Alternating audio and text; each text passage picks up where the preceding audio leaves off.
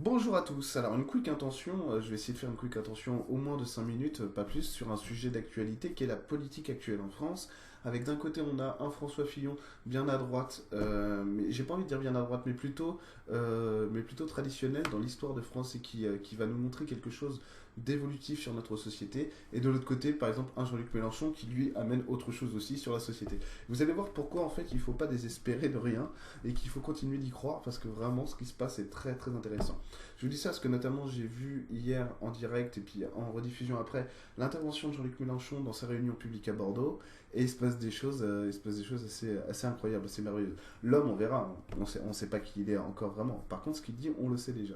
Et ce qu'il montre dans sa sincérité aussi.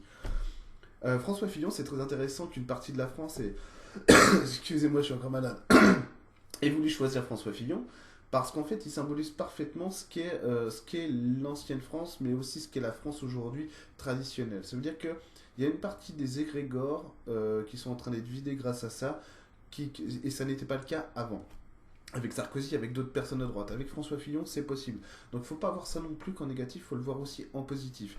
C'est-à-dire qu'il y a toute une partie de la France, depuis toujours, notamment depuis la Révolution française, vous en rappelez évidemment, elle n'a absolument rien changé, elle a simplement permis à la bourgeoisie de l'époque de remplacer la noblesse de l'époque.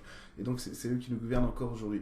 En sachant qu'à chaque fois que ces gens-là en ont eu l'occasion, ils ont toujours trahi le peuple, ceux qui nous gouvernent. En, en 1871, en 1940, en 2005-2008, évidemment, ils ont toujours trahi le peuple. Pourquoi? Parce qu'ils gouvernent seulement dans leur intérêt. Et ce qui est assez amusant, c'est que moi j'ai toujours pris, par exemple, la France n'est pas une démocratie, puisque la démocratie c'est le pouvoir du nombre dans son intérêt. Ça veut dire c'est le nombre, la multitude qui se gouverne elle-même. La France, c'est le pouvoir du petit nombre. Normalement, une bonne république, c'est une aristocratie. Ça veut dire donc ce qu'on pourrait espérer avoir ici, ce qu'on n'a même pas. C'est-à-dire le pouvoir du petit nombre dans l'intérêt de tous. En réalité, ce qu'on a, c'est l'oligarchie, le pouvoir du petit nombre dans son seul intérêt, et voire même plus loin, la plutocratie, comme dirait Étienne Faure. Enfin bref. Enfin bref.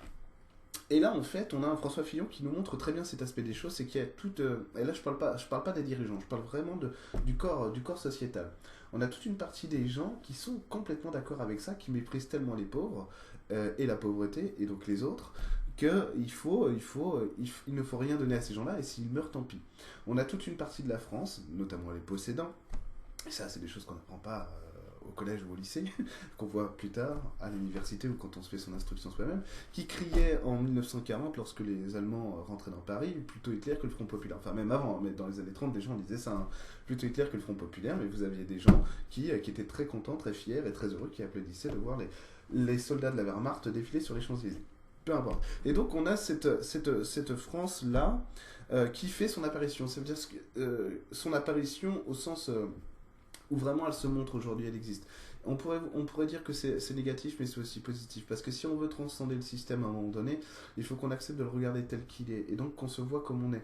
Et aussi dans nos oppositions.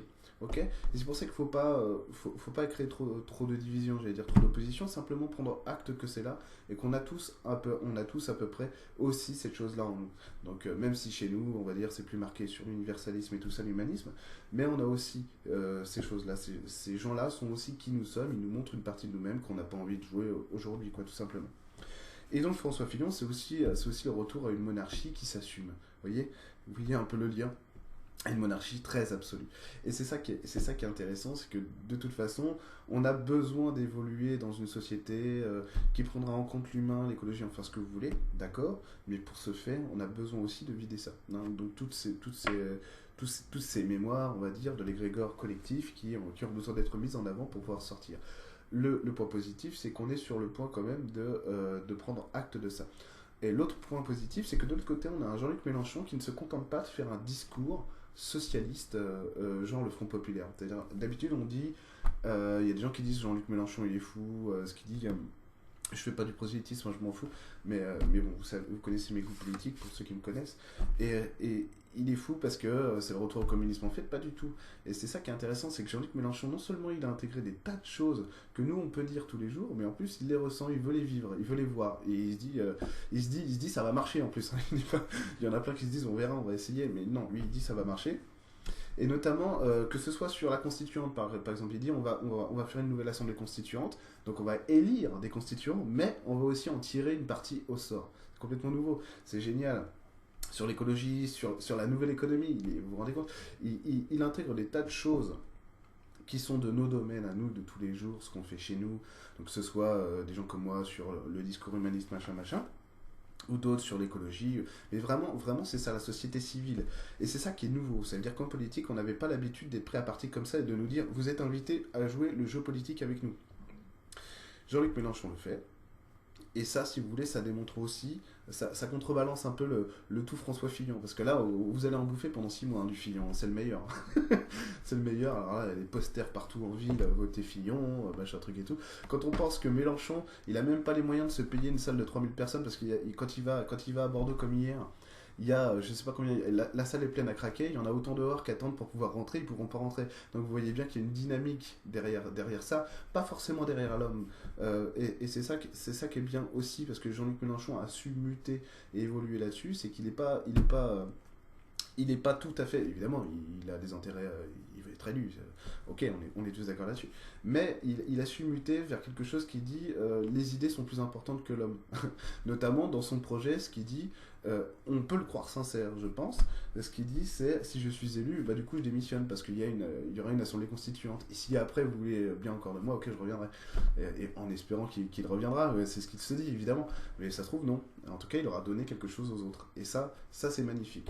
Du coup, on est dans une société qui commence à se regarder différemment et surtout, on voit la différence entre la société civile. Mais là, clairement, parce qu'entre nous, on le sait, mais là, clairement, c'est-à-dire que ça sort et c'est la production de masse, quoi. Et c'est ça qui est intéressant. Donc, on va voir ce qui va se passer dans les prochaines semaines, dans les prochains mois. Je pense que je refais des vidéos là-dessus. Je voulais vous faire une quick intention là-dessus parce que vraiment, je trouve ça très stimulant et très intéressant. Voilà, dites-moi ce que vous en pensez dans les commentaires. À bientôt.